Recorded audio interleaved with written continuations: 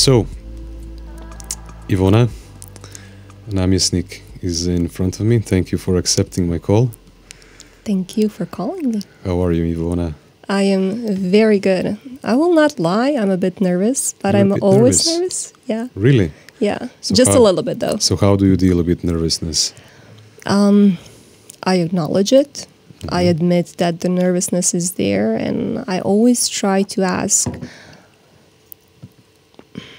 what type of message does this feeling have? And in this situation, it just means that it's something that I care about. So it's a good feeling. So, I was, as we were talking just earlier, I was a part of Toastmasters International.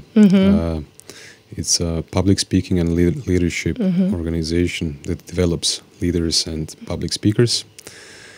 And I was going there for 3 years, and I learned a lot. I went to do some challenges, to competitions, and I was having one talk in front of 400 people. That was my biggest presentation. And aside of all the knowledge, tips, tricks, and everything that I've got from Toastmasters, one of the best tip that I got was when you go out on the stage, you just go strongly from your body.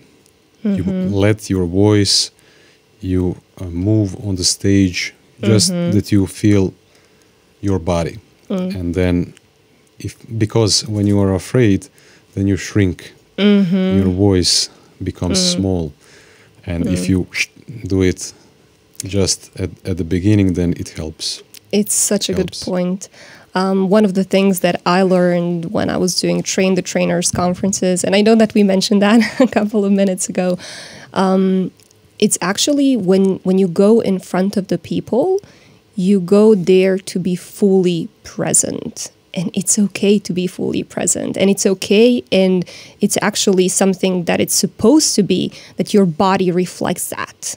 You stand up straight. You are in the moment. You're not shying away from being there with them and transferring any type of knowledge or message that you do have. So,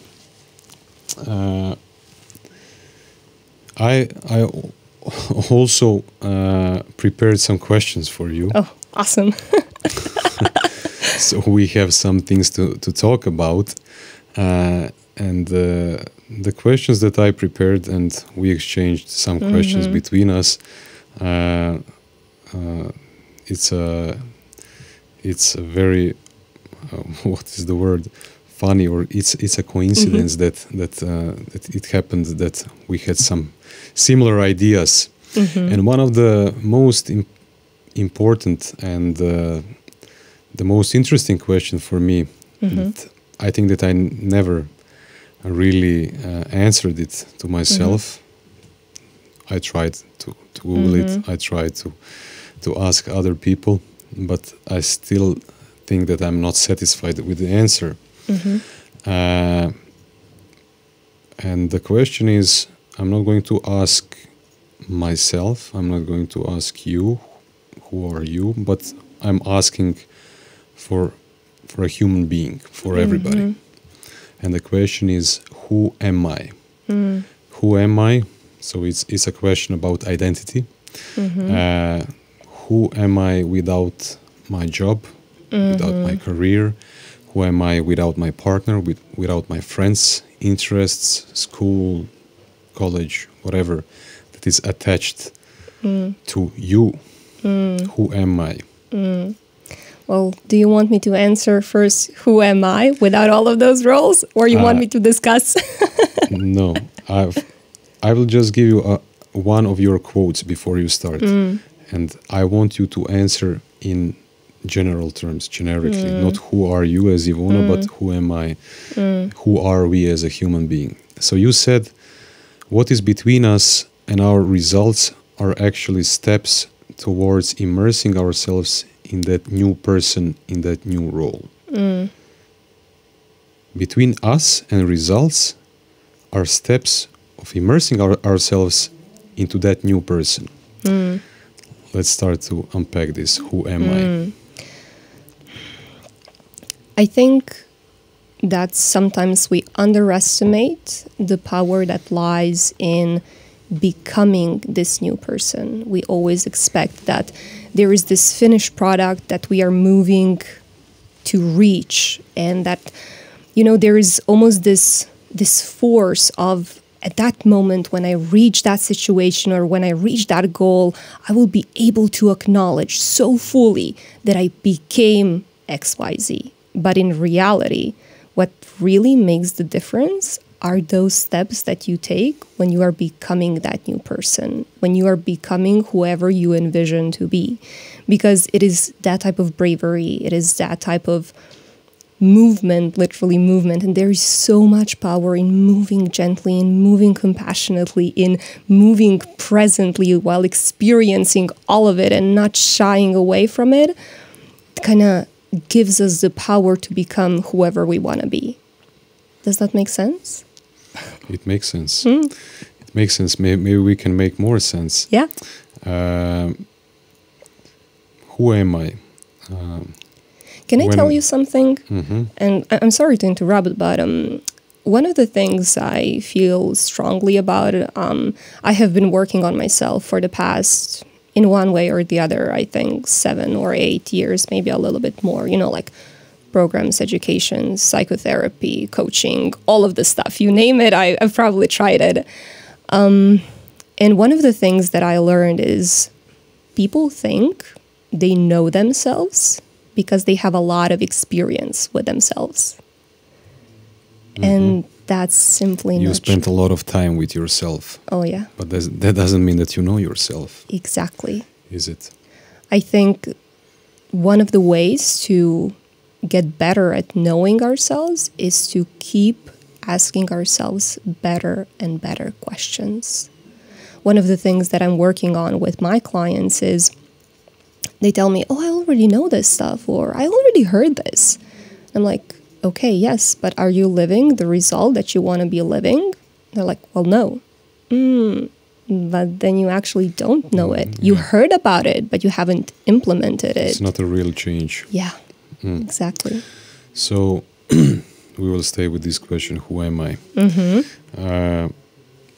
So my daughter is 9 months old right now. Mm-hmm. And I'm thinking about this, who is she? Genetically? Mm-hmm. What will she become because of my parenting style, because of the parenting style of my wife? What is she will become because of the surroundings, and her reaction to everything? What is the temperament? What is the character? What are all those things in identity? How the person is formed? Well, we can think about identity in several different ways. And I remember when I came to my mentor at one point when I was submitting for my graduate thesis, and I was like, I want to do a thesis that's about identity and entrepreneurship, and I want to connect the two. And she's like, okay, what is identity? How you're going to define it? How you're going to measure it? What is going to be in the questionnaire? I was like, oh, okay. Now we have a lot of loaded questions. And then I started looking into things, and I noticed that there's so many different ways that we can actually define identity. We can say, and that's one of the theories, it says, hey, identity is a set of characteristics and behaviors and expressions that a person or a group has. Awesome. And then there is this other theory that says, well, yeah, but it's also about social belonging and which groups do you kind of go with or get along with. So it's about interchange between those groups. Oh, awesome. Then there is the third theory, which says, well, it can be about your past and the way that your past shaped you. And it can be about the present, which is who am I and how do I experience myself at this moment. But then there is also about the future. So who exactly am I becoming? And then it can be about the place and the physical, literal moment that we are in now. So am I different if I'm in New York, or if I'm in a desert, or if I'm from a small village in Croatia? And then you kind of start to understand it's complicated and it's complex. And that's where the beauty is. I remembered one of your writings. You said that you are curious about curiosity, and I can see right now why I'm very similar, very similar. So if we talk about who am I, about identity, as I'm a really hobbyist, also philosopher, but also psychologist. I do it as a hobby. I like it. I have the interest in it. So when we are talking about this, who am I? And people tend to tell me, authors or people around me, that self-awareness is one of the most important things in life. Because if you are more self-aware, you will have better quality of life. You can get along better with yourself and the people around you.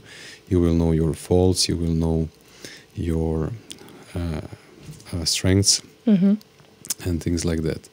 So when we are talking about those things, about identity and who am I, how are we going to connect it with self-awareness?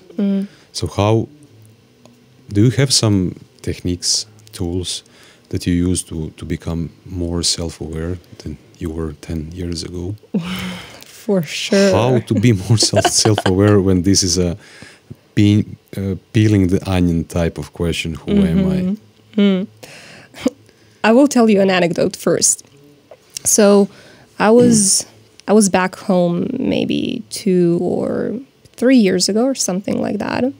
And I was with my mom shopping for, I don't know, detergents or something. And at one point we met my professor from high school. And she looked at me and she was like up and down. She's like, you're different. And it was in that moment, like that surprise, that got me really thinking, yes, I am different, but I'm not working on myself to stay the same. And this is where I believe self-awareness comes in. It's about, first of all, in my experience and in the experience of my clients, it's about slowing down. We cannot change something that we are not able to recognize or something that we feel extreme resistance towards. We need to allow for change to happen. I feel that when we are becoming somebody other than who we are, so we are making different choices and we want to create those different experiences, it's not about becoming more of something. We want to be more beautiful, more smart, more educated, more worthy. It's usually about becoming less, about losing the expectations of other people, about losing some societal norms or losing whatever we thought we were supposed to be doing at a given moment, or losing our idea of perfection or our ideal version or how we're supposed to be. I think that is where self-awareness comes in. I already am enough. I already am beautiful, smart, educated, all of those things.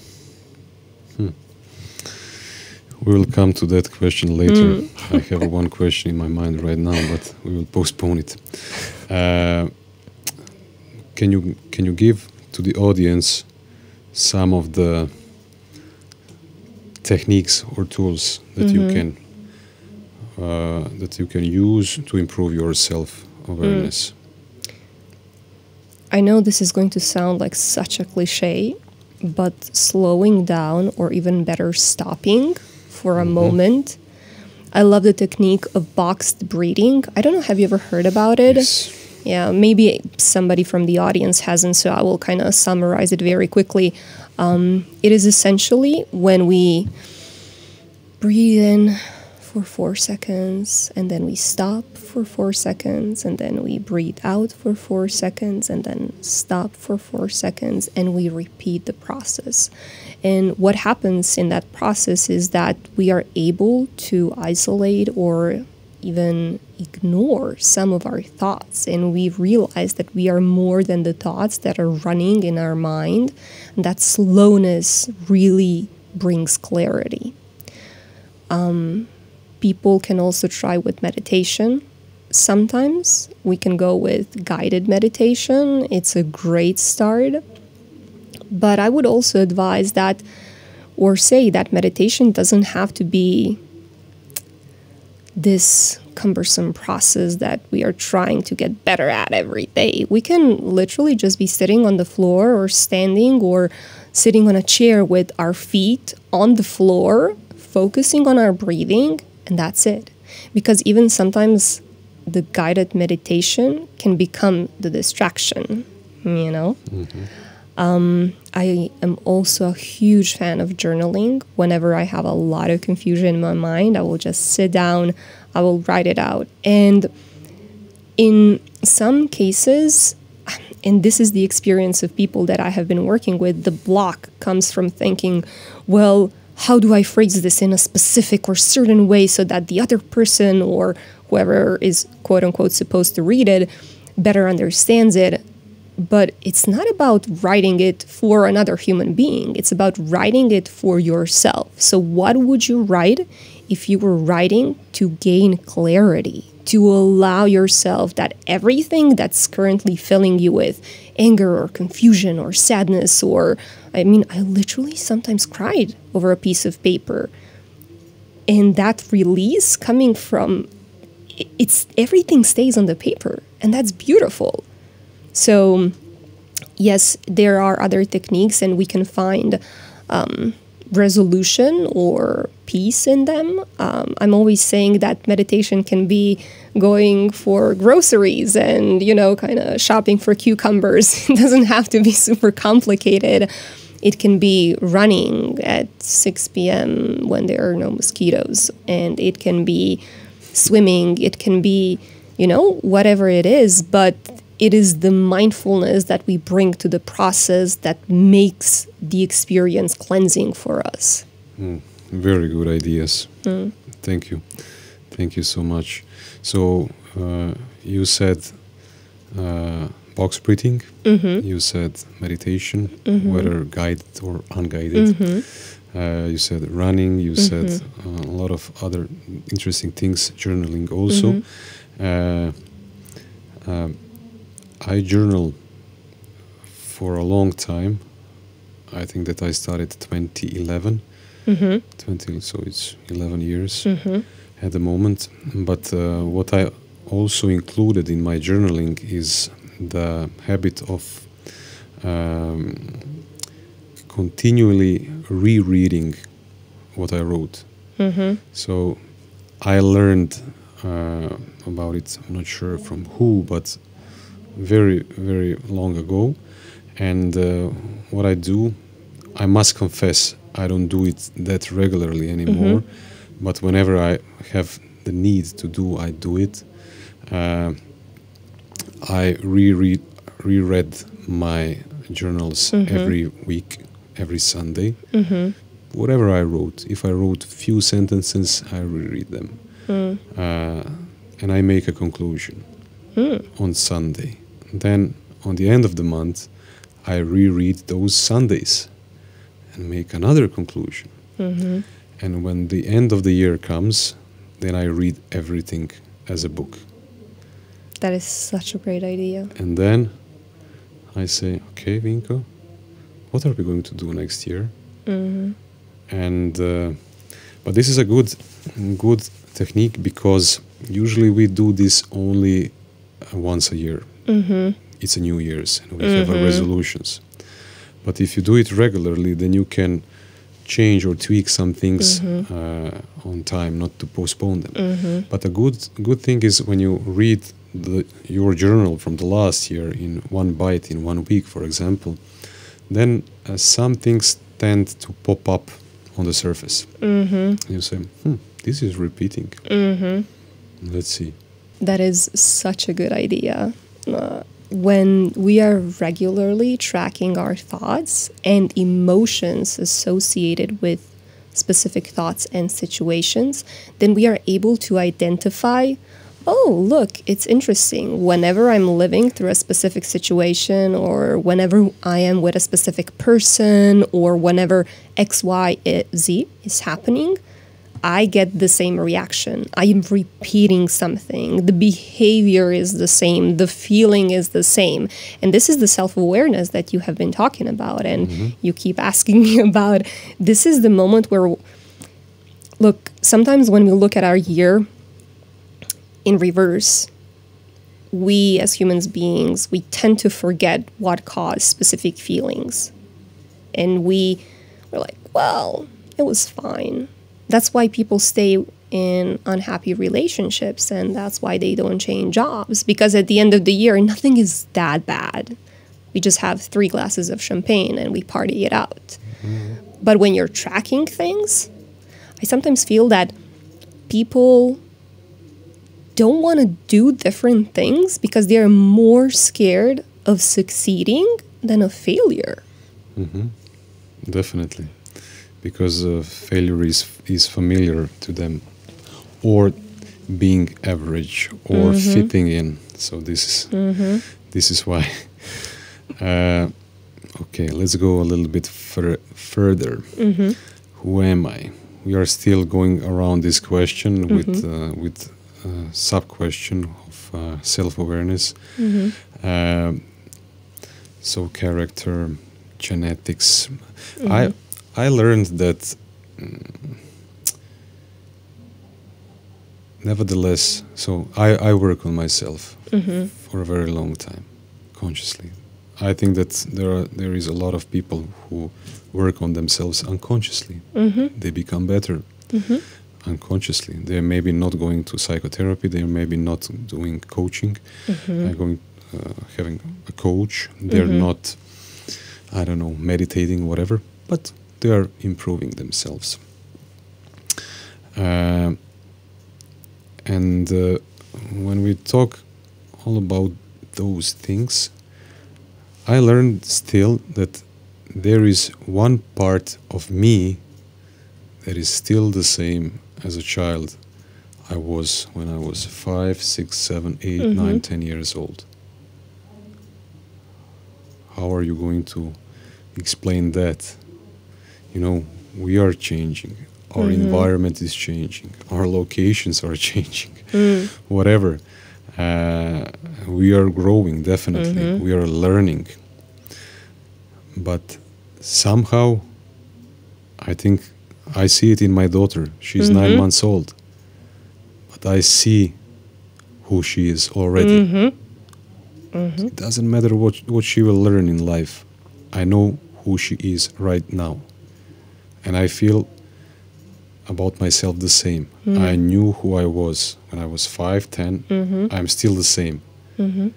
I just changed on some tools, techniques, reactions.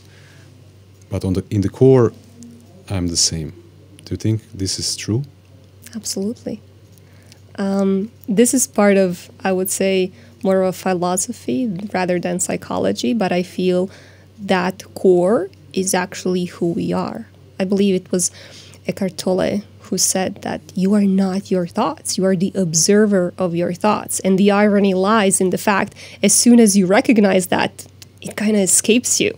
You know, like you cannot say, oh, now I see this person underneath, I can see my core. No, like whatever it is inside, and we can call it light, and we can call it soul, and we can call it purpose, and, you know, like there are bold things and names out there. But in the end, that's what drives you. That's what kind of propels you forward. And you can accept it and you can allow it. And the more that you accept and allow it, the more, and I will use this word that keeps on floating up in every conversation that I have, it's being more authentic. What does that even mean? Yes. What does it mean? I suppose that it means when we talk about ego, my definition is, how I interpret it to myself, is all of those things that we put on ourselves to get along with the society. This is the ego. And our authentic self is Ivona from 5 years old or 10 years old. This means so that you are not afraid of what others will think, that you don't try to fit in, that you don't want to hurt anybody, but you're not trying to fit in. You just want to express yourself, who you are. In a way, I feel there is so much conditioning going on for every single human being on the planet, whether that's be a good girl or be a boy who doesn't cry or be smart or be a valuable member of the society or whatever it is. And parents or caretakers, they don't say that because they want to F us up, to be very clear. It's just that sometimes their best intentions are not necessarily how we want our life to play out. You know, I think one of the best phases in life of a kid is they're usually around 2 or 3 years old. They learn how to speak. I say something and the world responds, but they still don't have the filter of what's appropriate. You know, like, oh, happy birthday, Mom. You're 1 year older. Are you going to get ugly now? Or whatever it is, you know? And I remember kids saying things like that where they're not thinking about what they say. This is their truth. And I'm not saying that we should be going through life offending people, but I'm saying that we should allow ourselves for that part within to speak through us, you know, like through all of the conditioning to, like, do you know how kids sometimes get very curious about, well, why does this work like this? When are we going to get there? How much time is there left for XYZ? They keep asking questions and they don't stop until they actually get the answer. Daddy, why is the sky blue? Well, because blah, blah, blah. Okay, so when does... But Daddy, the sky is not blue all the time. And then another set of questions. And then eventually most of the dads are going to get very upset and say, the sky is blue because the sky is blue. Because I say so. Because I say so. But yes. What would happen if we allowed ourselves to be as curious as we were when we were kids? I'm that curious, but I don't want to bother people with my questions. This is why I have a podcast. Yes. So I can ask questions. It's a channeled curiosity. Yes. I have an alibi to ask questions. So we were talking about who am I, identity, self-awareness. Maybe we will go a little bit further. And I will ask you, what is a mindset? Is mindset somehow attached to identity? What is a mindset? Everybody is speaking about the mindset. Yeah. You need to have mindset like this, like that. You need to be strong. You need to be productive. You need to believe in yourself. You need that. What is mindset? Well. And what is a growth mindset? If you're familiar with the term. Yeah, yes, I am. It was one of the first things that we learned when I was in ISEC, the Global Organization for Student Exchange.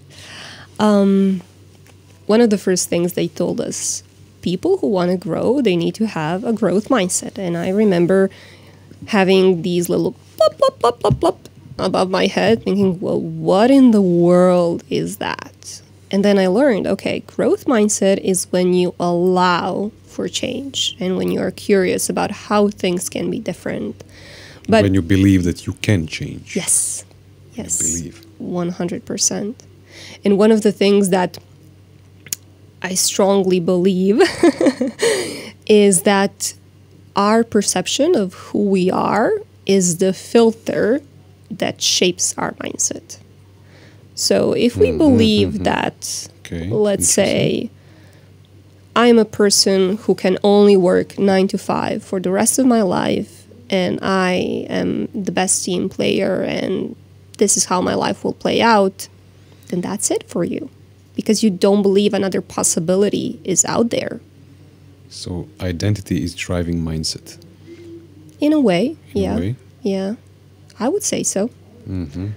I think that those filters are very closely connected to identity, because if I say, I am a woman, I am 30 years old, I am Croatian, I am a lesbian, I am in a partnership, I am earning XYZ, I am a coach, I am whatever it is, whatever label we put on ourselves, we look for other things that will be the recognition of that. What is possible for people that have those labels? And our identity and those different labels that we put on there actually will shape that filter. Oh, okay. I see what's happening there. So a woman of my age, of my status, of my appearance, of my expression, of my education, these are the things that are possible for her. So our mindset, yes, it definitely becomes shaped by who we are. And then again, it can change if we are curious about other things outside of those labels. I sometimes say to my clients, and I definitely said it to myself, you don't need 17 different proofs that different is possible. You need only one. So if I find one person who is, let's say, not working 9 to 5, but works 3 hours per week and earns, I don't know, bajillion of monies, then I'm going to believe that is possible because I have proof. And let us not get confused. People love proof. We can say, oh, I believe this is possible for me. I know that I can do it, and this is what startup founders do, you know. But it's so much easier when that person can say, you know what, I'm dropping from Harvard because Steve Jobs or whoever it was already did that, so I know this is possible for me as well. You know, like, it's a connection thing. Oh, yeah. You're absolutely right. It's the famous 4-mile rule. When the first person hit the 4 mile. Yes. No, 1 mile under the 4 minutes. Yes. Sorry. Then suddenly dozens, hundreds and thousands and millions of people did it after him. So this is very interesting. Yeah. Yeah. So it's a pity that I had a friend, unfortunately. He passed away. I was having a lot of talks with him about his mindset. He was a person that you can see on him that he had a fixed mindset. He thought that he is as he is and then he cannot change. And he didn't want to do it. He didn't want to fight for it. This is who I am. Accept me. He was trying to accept himself, but he really thought that he was stuck with everything that he had, that he cannot change or improve. But when we are talking about it, can I just add something? One of the things that I hear people say so often, or better yet, make it two, is the first one is, I am the way that I am. You know, it's kind of take it or leave it situation. And they don't believe that they can change. And at that point, I always love asking them, oh, okay, but if a tree can change, does that make you less than a tree? Everything is able to change in nature. So are you. And then there's this other thing that people love saying, and it's extremely popular. And that other thing is, you know what? When X changes, then I will. So if I have more money, then I will invest in education. Or when I have a partner, then I will be going to, I don't know, museums or countryside or whatever it is, we believe that something outside of us has greater power than something inside of us. And we look for that safety somewhere else. And that is the problem. The safety always comes from within. And yes, sometimes other people will not be able to reciprocate that. But that doesn't mean that your desires or your goals or your dreams or your expression is less worthy. It just means that those people have a different outlook on life. And this is an extremely important phrase because we love thinking that, well, if somebody doesn't agree with me, then they are to blame. We love looking for a guilty party. And sometimes it's just that the experience is different. The magical part is when you are who you are, you don't have to think about who likes it and what did you say to that person on which occasion and which role are you playing right now. You just get to be yourself. And then in that magic, you invite the right people and the right jobs and the right opportunities and whatever is quote unquote right for you.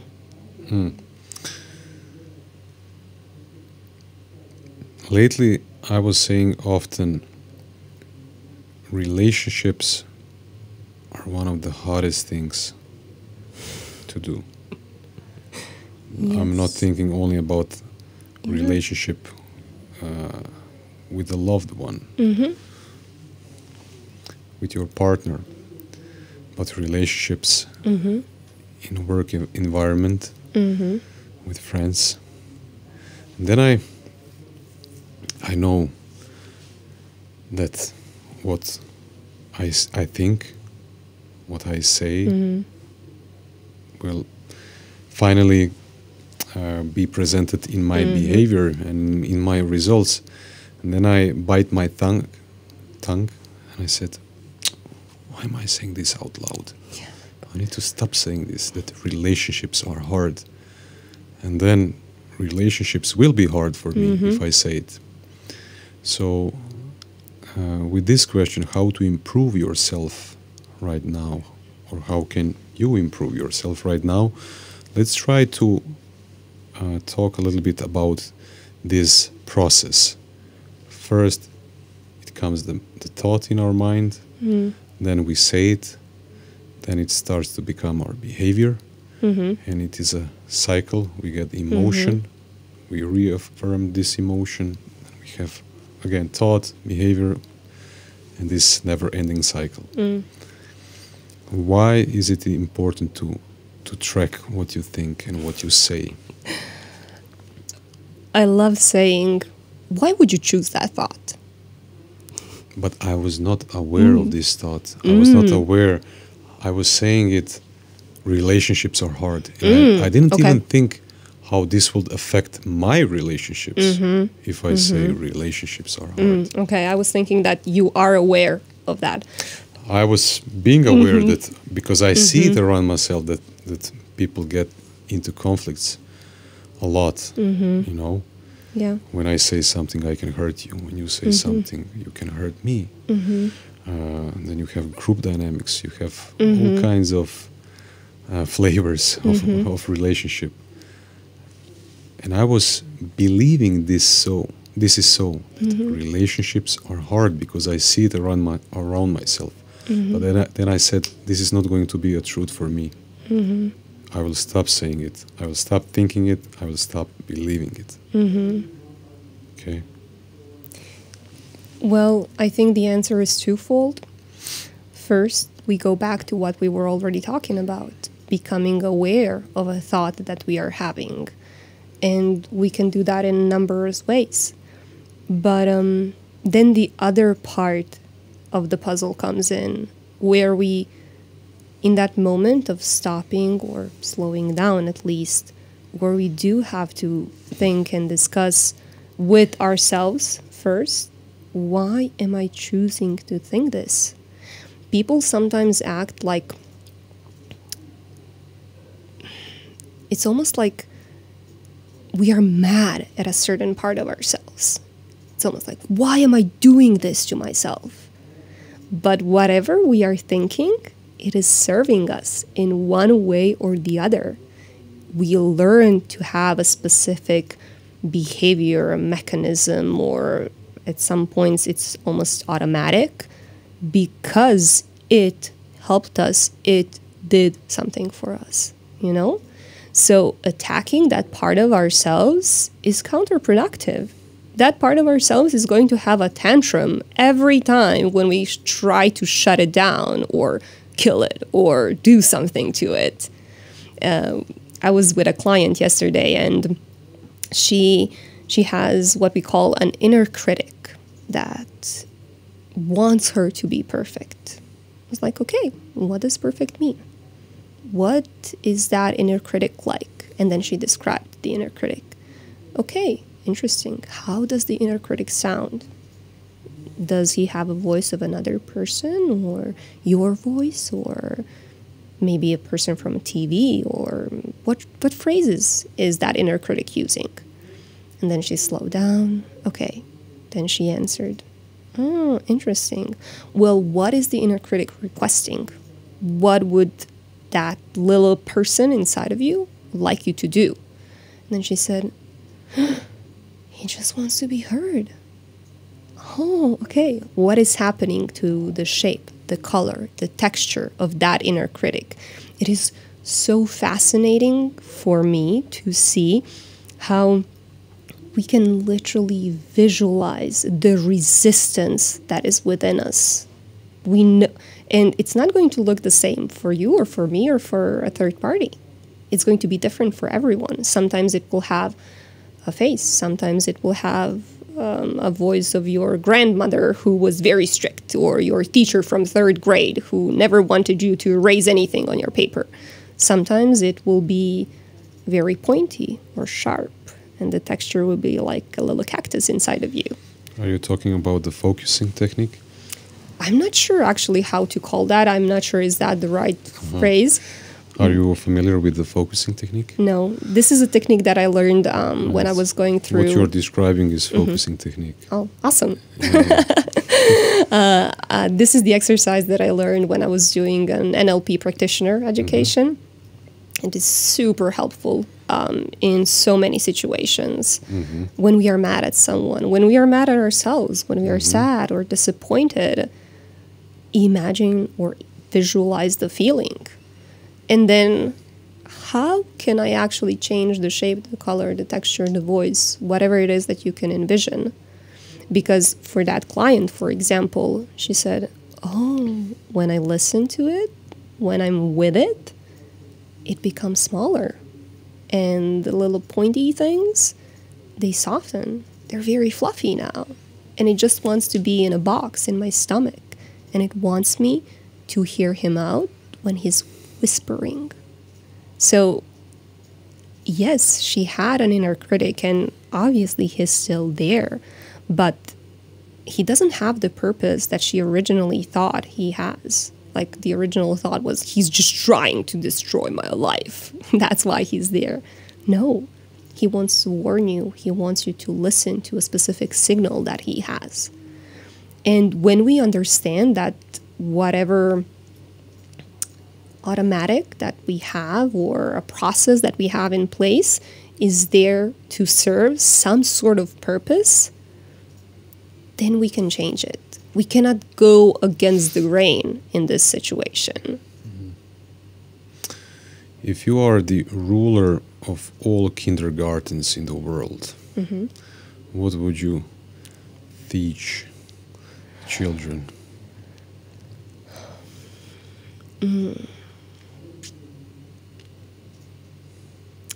I would love to say enoughness, but I'm not sure how to teach that. You know? I would love every kid to know that they are enough in the way that they are. You still don't know how to teach that?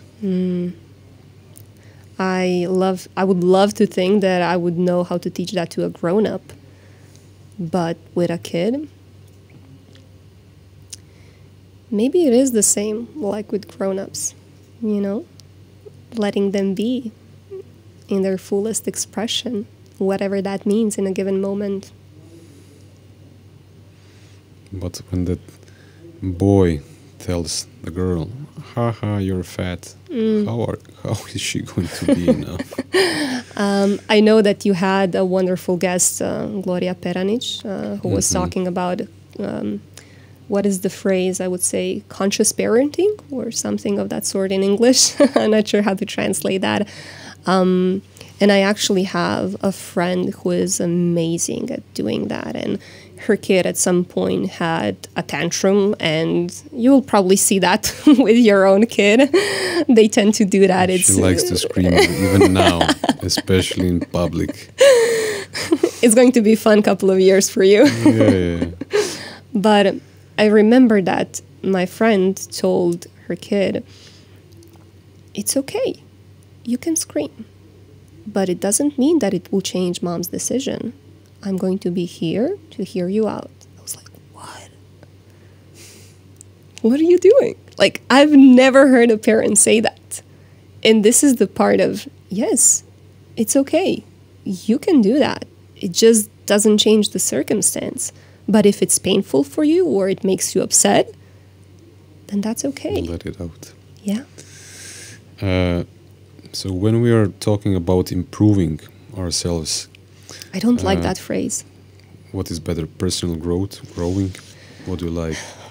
I love ability or willingness to explore ourselves. To explore ourselves. Yeah. Okay. Because here's the thing, maybe that's not the best phrase either, and I fully acknowledge that. But when we are talking about improving ourselves, we are again putting ourselves on some sort of scale. There's like it's almost like we're grading ourselves, you know, like there's a comparison point. Well, how do I know, am I better if I don't have something outside to say that I am better, you know? Because that scale is not within us. So it has to be willingness to first explore. Maybe the phrase is, I love this English phrase that says human being versus human doing, you know? So no, it doesn't really sums up what you wanted to say. I know where you were going at, but I almost have a resistance towards humans thinking that they should be better in some sort of way. So, in Croatian language, you were mentioning the term that can be translated into personal growth, osobni razvoj, personal growth. Is this the term also that you don't like? Is it personal growth or personal development? Personal growth. Is it development? How do I don't know. I love development. The growth, no. The terminology that what resonates with you? I will not say hate, but that I don't like is self-help. Oh, this genre of self-help, I don't know who invented this term, and but it's becoming both of those norm. Words are super worrying to me. Which ones? Self-help. Self-help? Yes. Yeah. Because in the 21st century, we constantly keep thinking that everything should be about self, including the way that we grow. Relational wounds cannot disappear in a self setting.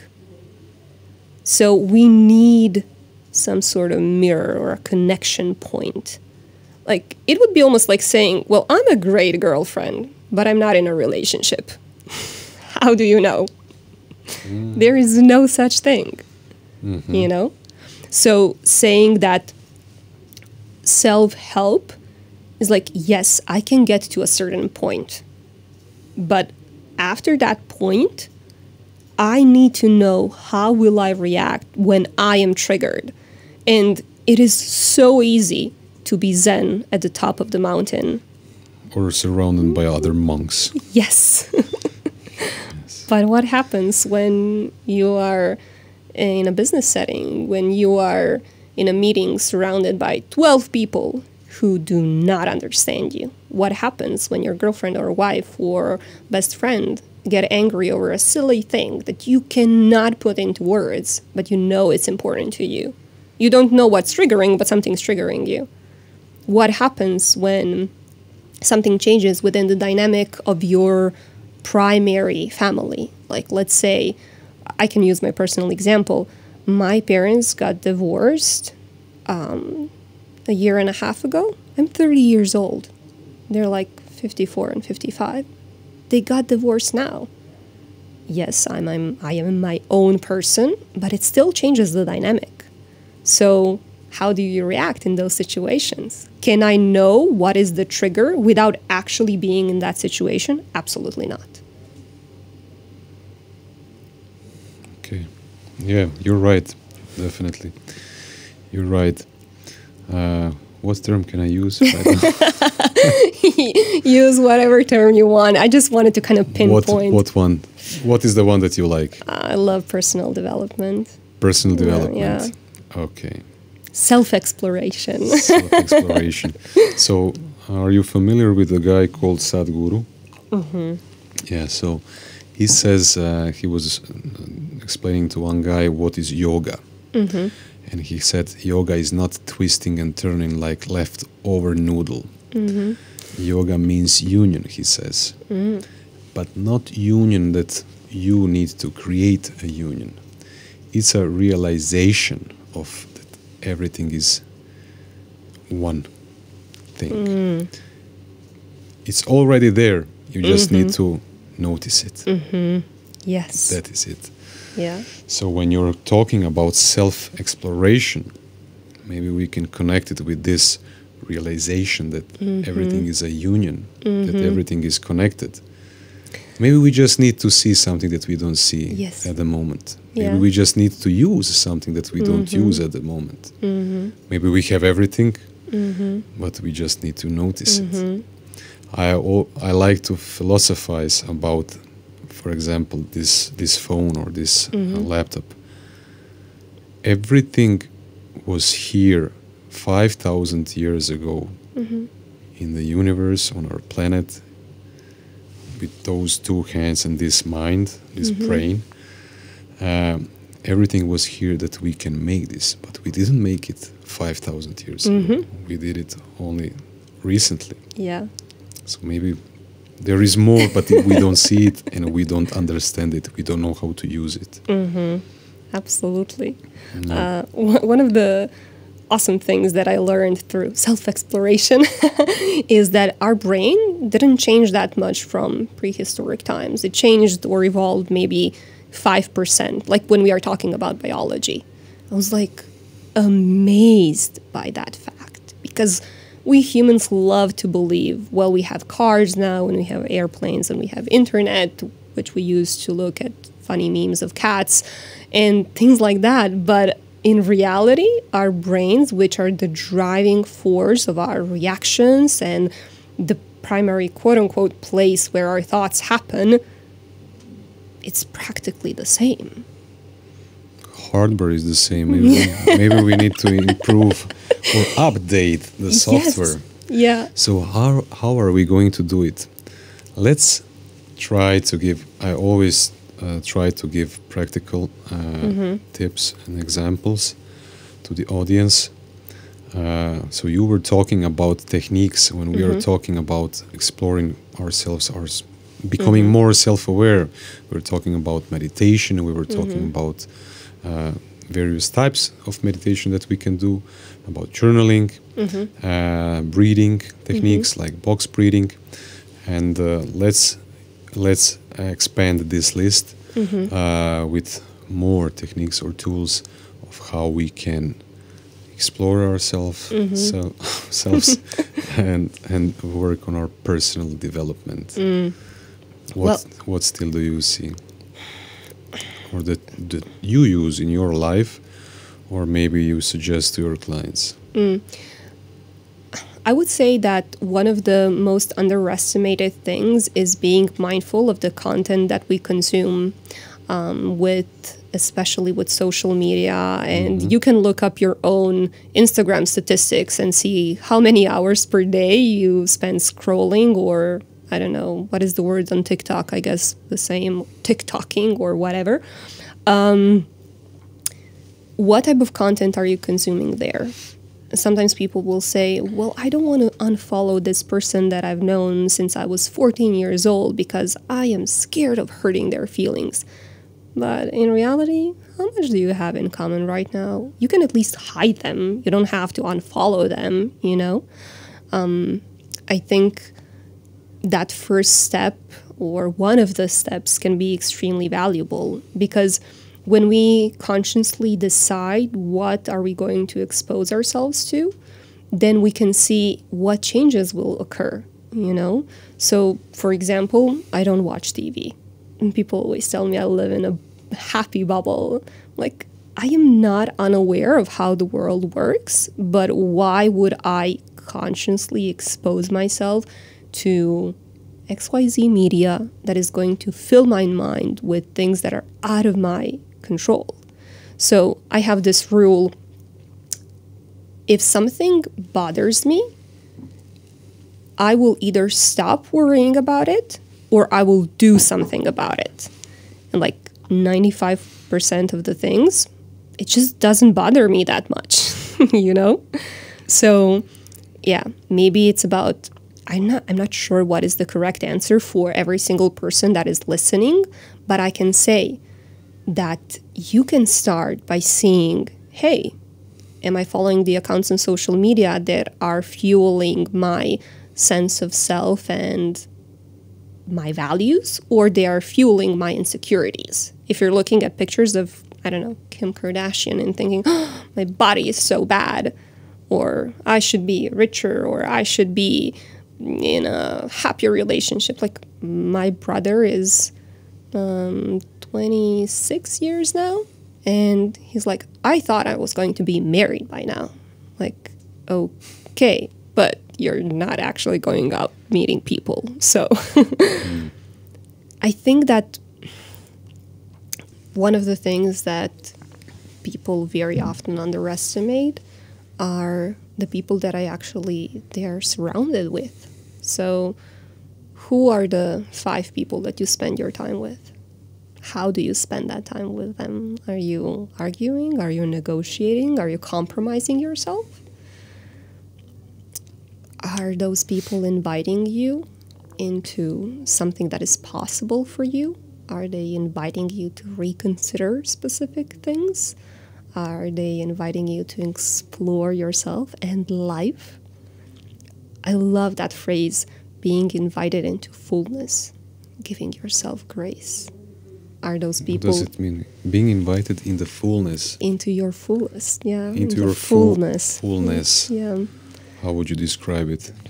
Fullness. What does it mean? Can you give for us an me, example? yeah, for me, it means not apologizing for the way that you behave, operate, and feel in life.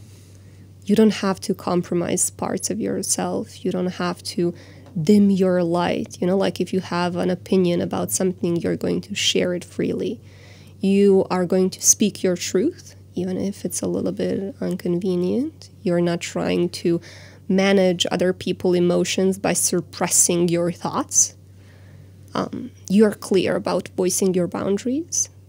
Those people respect them. It's a beautiful dynamic where you're not protecting people from the consequences of their actions. You're responsible for yourself, and the other person is too. You know what I want to ask you right now is to work on yourself. Mm-hmm. It's a long process. Mm-hmm. It's a lifelong process. Mm-hmm. It's hard to measure it. The only person that can measure it are ourselves. So it's a subjective measure. But if we feel better, if we feel that the quality of our life is better, then we are right. That's why it's important to have a good measuring stick. Yes, yes. And we can use several techniques. We can really work on ourselves diligently, continuously for years, for decades. And sometimes I have this feeling sometimes that somehow it seems to me that I didn't change, that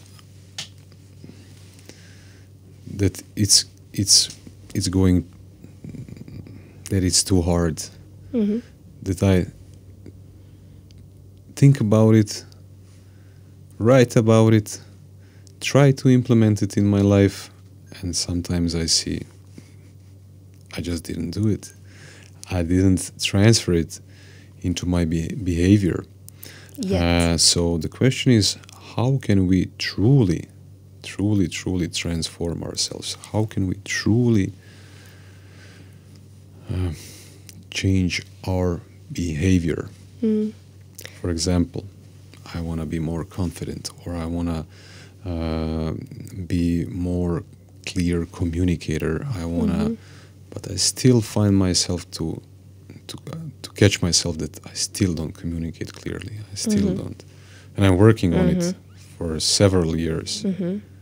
How to truly transform? Well, in that question, I actually hear a little bit of perfectionism. Truly. Here. Yes, I'm perfectionist 101. I know it because I was doing self-exploration. Yeah.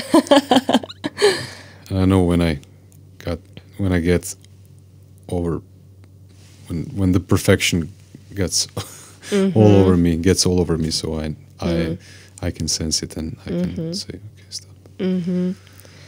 So how to truly transform?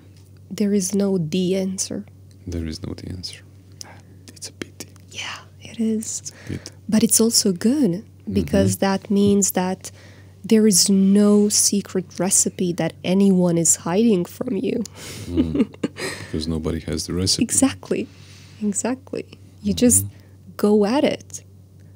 What would you do if you just wanted to make this path fun for you? Can I say then that self-improvement or personal development, self-exploration, that they are somehow ruining our life, ruining our peace? It's a bold phrase that you just used. Is it? Yeah. Can it ruin our life? Yes, Can it make it harder to live? If we look at it like another thing on our to-do list, absolutely.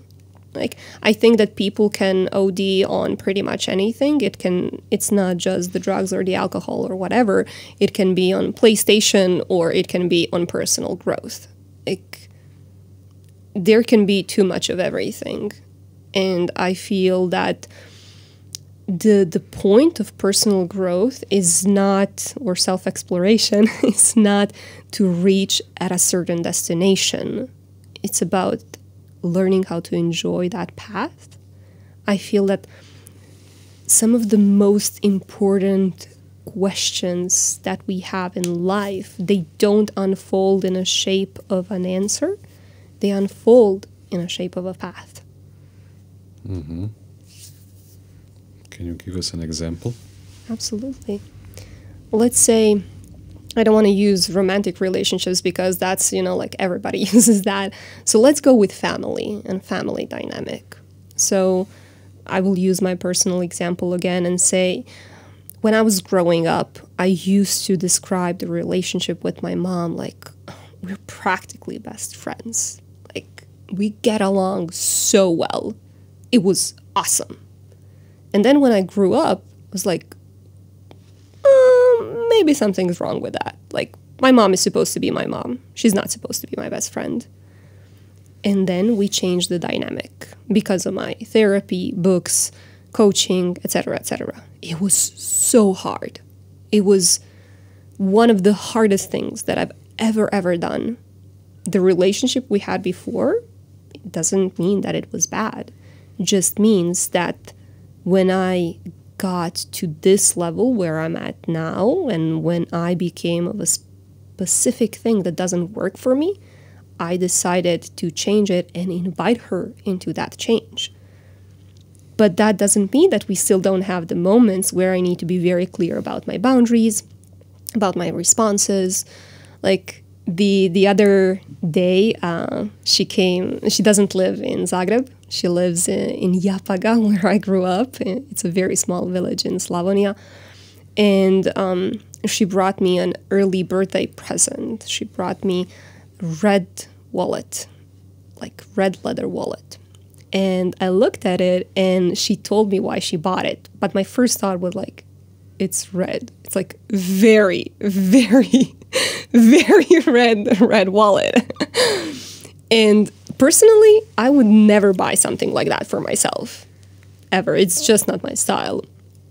But she told me, you know what? I was reading this book about how red invites money.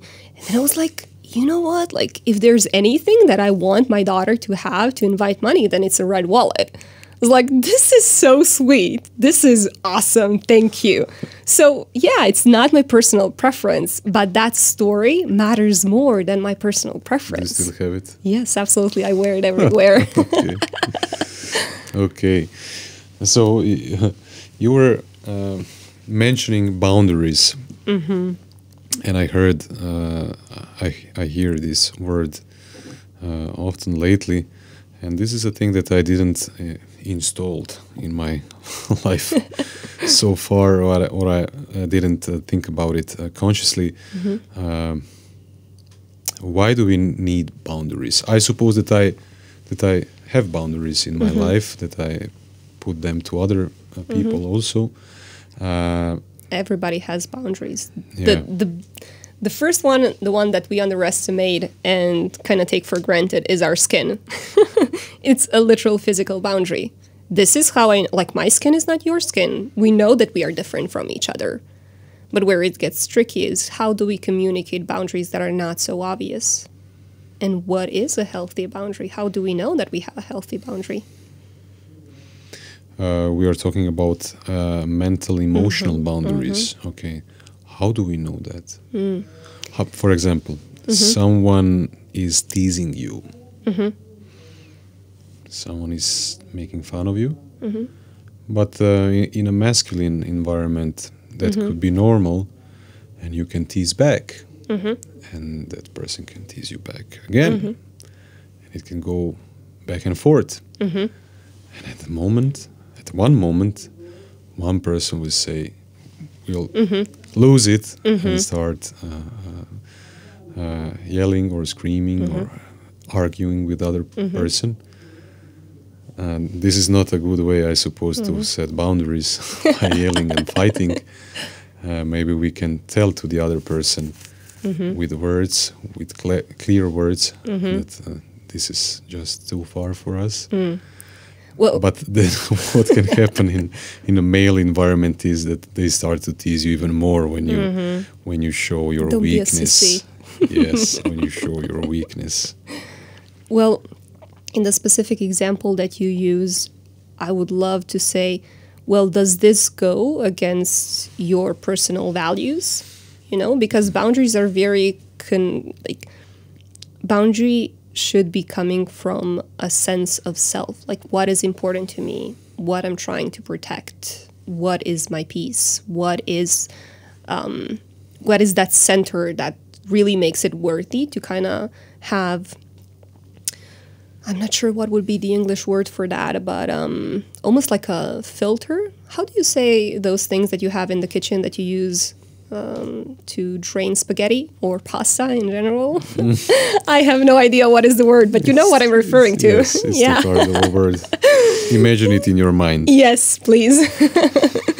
So it's that type of filter that, you know, some things will go through, but some things won't.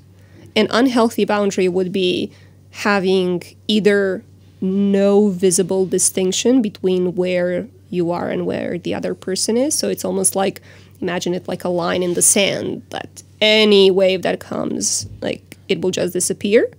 And the other version of that, but it has the same source, is if you have walls built up too high so that nothing can come in.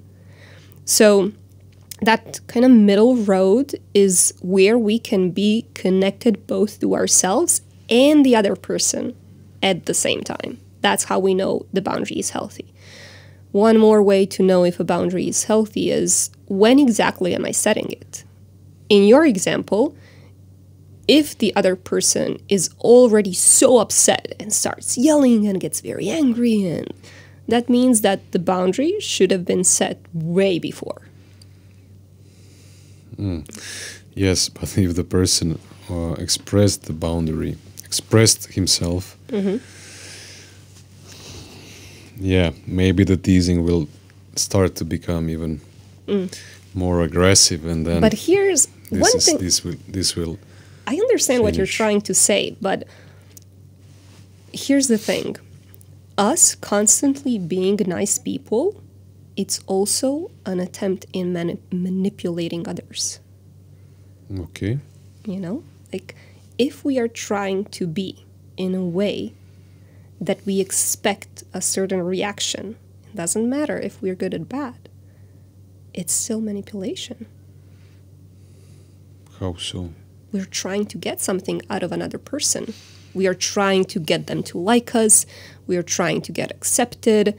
We are trying to be XYZ, whatever it is. And that's one of the hardest things to accept, that us constantly being nice and good and polite and never saying anything about what we need and what we want and what we love. Yes, that is a form of manipulation. How to balance this dance of, so it's really a dance. You're trying not to stand on some other person's feet. The other person is also trying that, and sometimes we do it. How to find that balance? We need to, I suppose that the only answer is that we need to try and we need to experiment. Sometimes we will step on that foot. Yeah. Sometimes we will see that Yeah. communication and relationship is good, and we just learn. It's about practicing. You know, like when we go ahead. What do you say to someone who is maybe a little bit too timid in relationships, very careful not to insult other person, even holding himself or herself back in relationships? Where does it come from? That's the first thing I would say. Where did you pick up on that? Maybe that person was trying to not insult someone else in her life. But look, it's very normal that when we are meeting new people, there is almost like this testing it out phase, you know, like almost like testing the water when we are getting into the sea. And we're trying to figure out, well, does it make sense to actually hang out with this person or even become something more or whatever it is? And we shouldn't be underestimating that part of the process. Sometimes it's our gut feeling telling us, yes, this is safe for us, this is okay for us. Sometimes it will be, not really. But then if after figuring out that it is safe, we still hold back and we still try to navigate the experience through completely suppressing ourselves because of a fear of another human's reaction, then we need to ask ourselves, where did I pick up on this? Where did I learn this? What exactly am I afraid of? What exactly am I afraid to lose or to gain, or what type of impression I don't want to make? Like, sometimes, very often, actually, 99% of the cases, people actually don't want to do something, not because of the action, but because of what they think it will mean about them. You know, like, oh, if I set a boundary, then I will be clingy, or I will be someone who asks for too much, or I will show that I am weak, or I will be too vulnerable. And if I'm vulnerable, then I am not worthy, or I'm complicated and nobody can deal with me and blah, blah, blah. You know, like there's like a blank line and you can fill in what feels right. But we attribute specific meanings to things, and that's why we don't do those things. And then in the exploration of where we are setting the boundary, the only center that we should going back to is ourselves. Like, how do I actually feel about this? And if we don't say it, then yes, we are trying to manage what other people will think about us, and we are not allowing ourselves to be fully accepted. But we are actually denying the opportunity to be fully accepted because we are not sharing it. You know? Yes, there is vulnerability in fully saying who we are. Absolutely. But without that vulnerability, we can't actually be accepted. Do you think that it comes more naturally to the extroverts than to the introverts? I don't think it has anything to do with that. No. Okay. I think being one way or the other is just about how you, quote unquote, charge your batteries. Well, I don't really like the phrase charging batteries. As you can see, I have a lot of aversion towards certain specific phrases. But let's say, if we are using that phrase, charging our batteries. Introverts, they charge their batteries alone. Like, it doesn't have anything to do with their communication style, you know? Yes, they are usually quieter and calmer and don't tend to communicate a lot with people, etc., etc. And this is just me being, like, generalist about it. But the main difference is that extroverts, they need other people to charge their batteries. You know, so you can be extremely good communicator and still be introvert. And still express yourself fully. Absolutely. Yeah. And be vulnerable. Yes. While expressing yourself. Yeah. Okay. Let's say a few words about you. Okay. I think usually it's at the beginning, but I purposely did this leave it for the later part of the conversation. So, who is Ivona? But really, right now, who is Ivona? Not with those philosophical things that we started with. Okay. Let's do facts first, and then see where we go next. I am a coach for overachievers. Coach for overachievers. Okay. Yeah, for women who love to describe themselves as overachievers, and they kind of tend to be good girls, and then good wives, and then good mothers, and they are also usually in very high positions, so they're managers or directors or super successful entrepreneurs, and they kind of identify themselves through that. And we work together on uncovering where does that come from and what would happen if I wasn't achieving all of the time. Wow, that's a great idea. What would person be if he or she stops achieving so much? Yeah. What happens? Who are you when you are not, quote unquote, rewards? And reward can be anything. It can be a title, it can be a salary, it can be a compliment that you constantly keep getting. Like one of my clients actually told me that she loves hearing, "How are you managing it all?" You know, like it's. You're a superwoman. Yeah. How are you? Yeah. You know, what happens when we take that away? You know. And what usually... You're not enough. Usually there is this huge fear of abandonment or other people's expectations or self-put pressure to be a specific way, you know? But what happens if you allow yourself to actually be a human being, not human doing?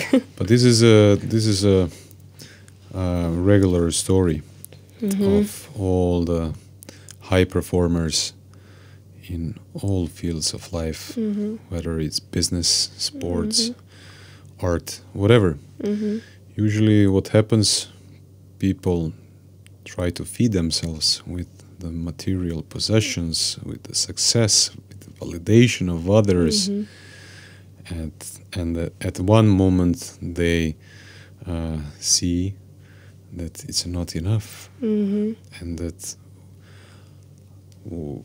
how much they accomplish, no matter how much they accomplish in life, that they will never be enough, or that it will never be enough to get as love, as respect, as validation, whatever it is. So what is the bypass, or what is the the shortcut? Is it the gratitude? Is it something else? What can a person do to find that? I suppose that gratitude would bring you back to the center, to the peace, to this moment, that you will not need a validation from outside of yourself. Honestly, I don't know. I don't know a better bypass than the program that I created, because, and I'm not saying this because, this is the best for every single person out there. I honestly believe it's the best thing that I created, but it's not necessarily a match for everyone. However, in the program, we go through so many things that you just mentioned. We have 3 topics that we are covering. The first one is self-sabotage and getting to know yourself, kind of rediscovering your fullness and your wholeness, and what would that mean. And then we go into being open to accepting everything, like every good thing that can happen when you lose those expectations of others and the pressure that you keep putting on yourself. And then we go into, the easy part, the plan for getting something, Because in reality, the change happens throughout the process. Like, think of this as learning a new language. When you start speaking it, you are, it's a little bit sucky and I need time to figure out which word to use and I'm not sure about the grammar, but you keep drilling and you keep learning and you keep communicating, even if you don't get the right phrase every single time, But it's a process. So you give yourself grace through it. And one of the things that I love saying is, your iPhone needs time to be updated. So do you. Like, you have been operating on the same software for 25, 30, 35, 40 years. And then you expect that the change is going to happen overnight. Oh, I had an amazing coaching session. I read this book. It was a blast. Now I know everything. Elon Musk, please help us. Because I fantasize about this, that one day we will go to the internet and I want to learn to fly a plane. $1,000. Okay. Oh, I know how to fly a plane. That would be very good. Maybe it will not be good. I want to learn karate. Okay. VINKO knows karate. Or some other skills, or some other updates. So something is happening in our body, in our mind, with time, day by day, iteration by iteration, and somehow when I go, I don't know, to Brazilian Jiu-Jitsu practice for 10 years, somehow I know it after 10 years. But how to speed up this process? And would it be even a good thing to speed? I was about to ask the same thing. Like, yes, there are some ways to kind of shorten the process from, let's say, 10 years to 5 months. Or 3 years to 2 months. Or ayahuasca. Yes. But in some cases, the reward is in the process, Because that's how we learn to be gentle and patient with ourselves. And those are two very underestimated skills. Yes, yes. Who loves to be patient? Yeah. I'm still learning. Yeah. What is coaching? Giving yourself a tool in your toolbox for better managing the experiences that you Giving have. yourself. So if you're a coach and I'm a coachee, then it's giving it to another person, you know? Like it's giving another human being a tool in their toolbox for when they want to manage certain experience, certain action, certain feeling. So how does one coaching session looks like, for example? Can you describe it to people? Well, yes, I can, but the answer is very simple.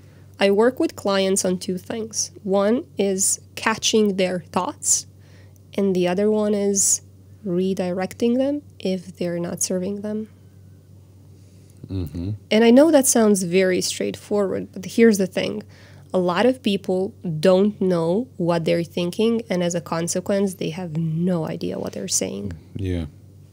They don't know what they are thinking because they didn't said it out loud, and somebody didn't pinpoint to them. Okay. So we open up a dialogue. It's almost like I sometimes have when a client is getting into the emotion of things, and then I literally stop her like, did we catch that? Did you hear what you just said? It's like, I had no clue. What did I say? It's my job to notice that. I was like, well, this is an interesting thought. And then I love saying, how is this thought serving you? Why are you choosing it? Can you tell me 5 or 10 or 30 better thoughts that would serve you better? You know? And sometimes when we identify a thought, it's not about changing the thought, but it's also about changing the way that we connect it to our body. So let's say that a client came to me and said, and this actually happened, said, I'm not sure how to accept my body. I'm not sure. In Croatian, we say prigrliti. How can I, quote unquote, hug myself into something? And I'm like, okay, what does that mean for you? How would that feel? How would it feel? How would you know that you fully accepted yourself? And sometimes we expect that this is going to be this great big moment where I know that I fully accepted myself. I kind of hugged myself out. And then I ask her, if I ask you right now to sit on the floor and hug yourself, what would happen? Tears. Because it is that type of physical reaction. Like, can you do that physically? There are other exercises that sound equally simple, but are so loaded with emotion. When we have, let's say, a situation when we know that something that's hurting us has been extremely painful because it's loaded with an emotion that we are carrying since we were a child, but we keep pushing it out. Like, I don't want to feel this. I don't want to do this. And then we keep screaming at ourselves. Let's say, well, imagine yourself as a 3-year-old or 5-year-old, or better yet, if they have a picture of themselves when they were a kid, can you scream at this person? So you were living in London until recently. Yeah. And coaching is somewhat a new term, a new thing. And usually people were going to psychotherapists before. They go even right now, but coaching is a new field. I'm not sure how old is it, but especially if we are talking about the terms, let me ask you, how do you like the term of life coaching? Because in my experience, this term has a stigma. When people heard about it, hear it, they have some kind of pushback and something like that. Where does life coaching goes? Where does psychotherapy goes? Or maybe some other things like mentoring, or I don't know, what is the difference, between all of those things? Well, I would say both are equally valuable, but are for different types of situations, problems, and maybe even people depending on their inner state. I had people who applied to work with me, and I told them very honestly, I don't think I'm a match for you. I think that you need to see a therapist first. Because therapy is more oriented towards understanding the now, being in the process, putting the past in their rightful boxes, and then that will inspire action that will make the change. And that is a beautiful process, and I have been in it for 4.5 years now. I still have things that I'm working on in therapy. But coaching is very heavily oriented towards action. It's like coach is here to coach you on the coachable emotions, and not every emotion is coachable. Not every situation is coachable if you don't allow it, and if you're not self-aware enough, and that in this specific sentence means open enough, then the change will not happen. You will have extreme resentment towards that. You will not be able to implement something. So coaching is not for everyone. I don't use labels. I've never said I'm a life coach or a business coach, or I don't... Just say coach. I just say coach. If Michael Jordan had a coach, who am I not to have one? Yes. And I wanna add something. People ask, well, I can do this alone. I'm like, yes, absolutely. Like 90% of the people who have a coach, well, this is a made-up percentage, but in my experience working with my clients, they would probably make the same or similar change if they have been at it on their own. But you know what changes? It's the timeline that would take them to make that change. So in every life situation, we have this decision that we are making. Am I paying for something with my time, with my energy, or with my money? Money is the best choice. Yes. Just pay it. Yes, exactly. I have one last question for you. Based on your perception, is it a good word, or perspective? What is the ultimate goal in life for you? Peace, acceptance, fullness. That fullness that we have been talking about earlier. Yeah, I would say that's it. Enoughness? Enoughness, yeah. Unity? What is the ultimate goal in life for humans as a species? Ooh. Not just as an individual. What is the ultimate goal?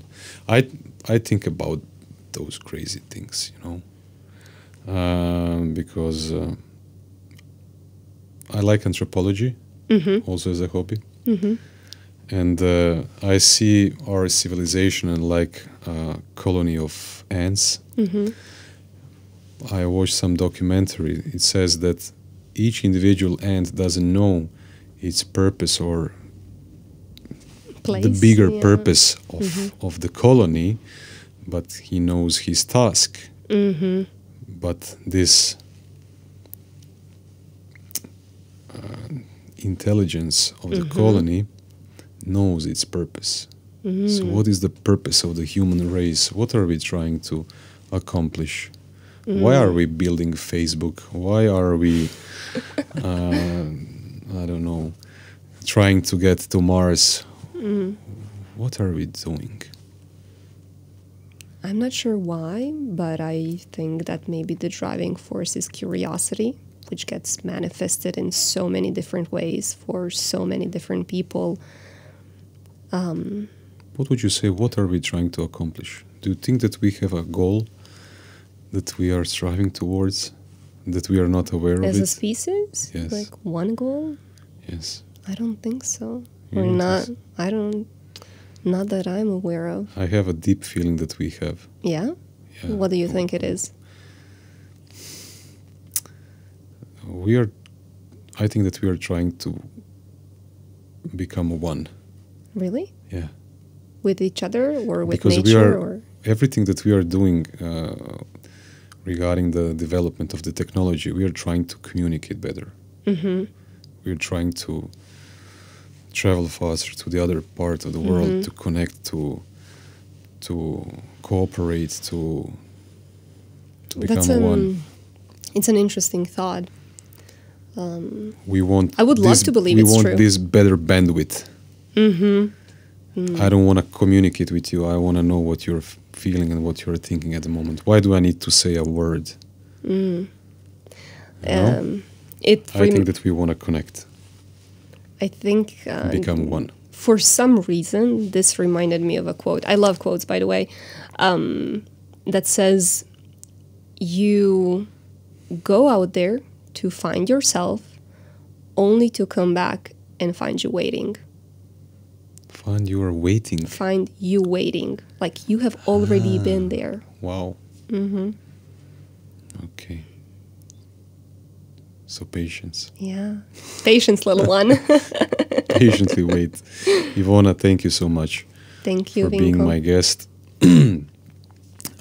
I know that people will learn a lot from you and from our conversation. I wish you all the best in your future work Thank and you. life, and maybe we will repeat one day again. Yes. Guys and girls, that's all for today from a new studio with some technical problems that you will not see. Let's see each other again in 2 weeks. Bye.